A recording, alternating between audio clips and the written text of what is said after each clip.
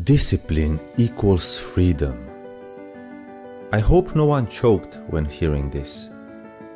In most of the videos about discipline you can watch on YouTube, you will hear this cinematic music that inspires you to go to war while someone will be talking.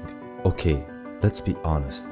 They will be shouting, not talking, about how you must grind hard, be among the 1% who push through the pain and achieve their goals no matter what.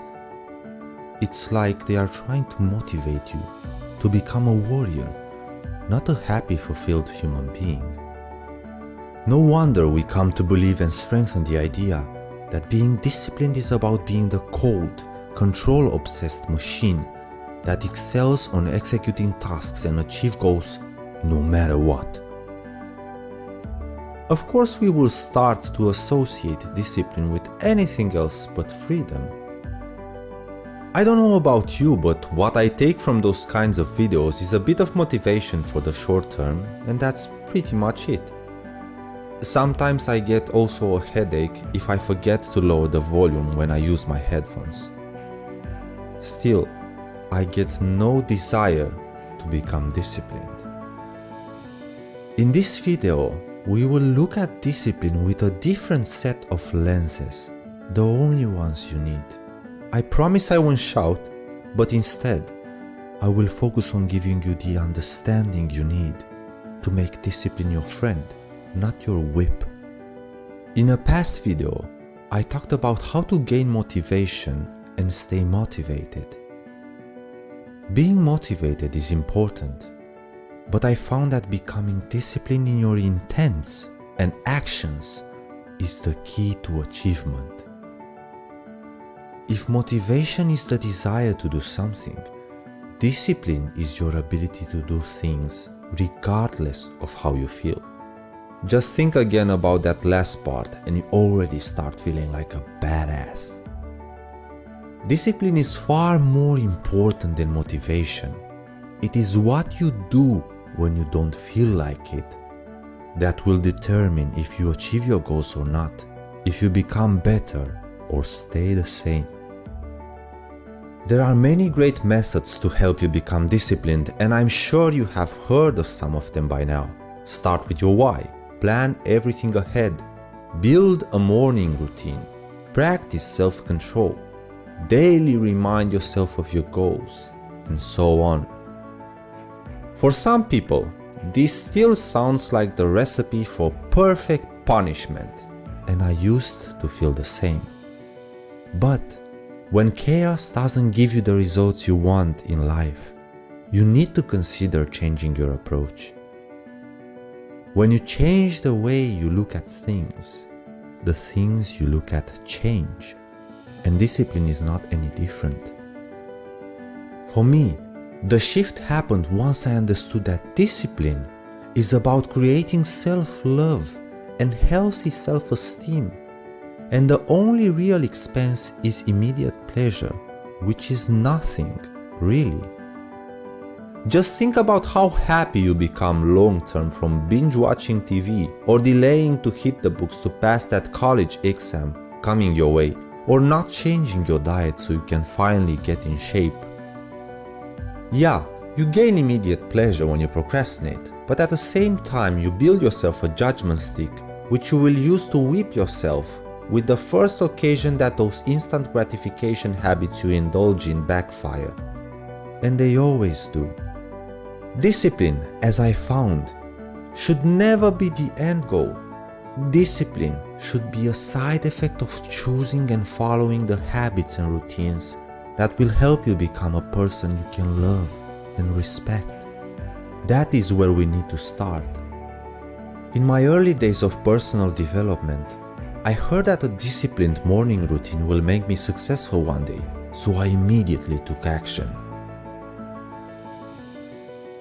Without much thought, I've built the following morning routine, and I followed it for a long time. Wake up at 6 a.m., meditate 10 minutes, read 30 minutes, stretching for 10 minutes, study my field to progress in my career, 30 minutes. The first 3 are all about improving the way I feel, expanding my awareness and ability to think. At the first glance, in this morning routine, only one habit is aimed towards helping my professional development. But meditating, reading, and stretching have benefited my career more than I could imagine. For me, these were the hardest things to do, the things I always told myself I don't have time for, especially during the day.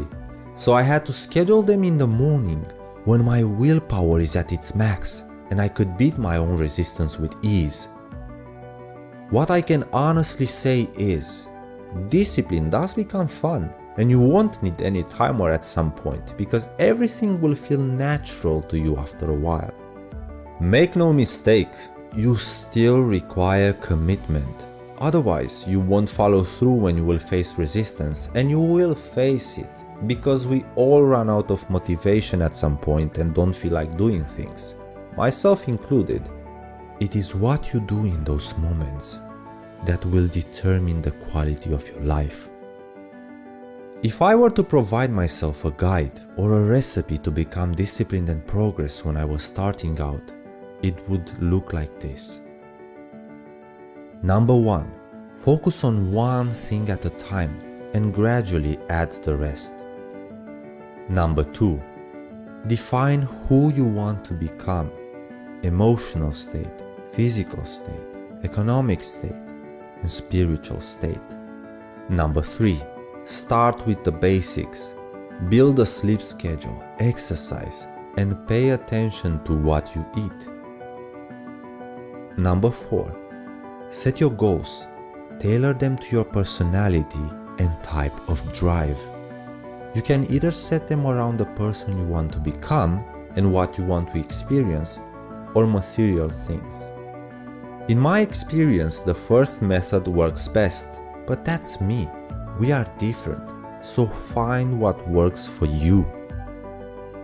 Number 5, don't set more than 3 active goals.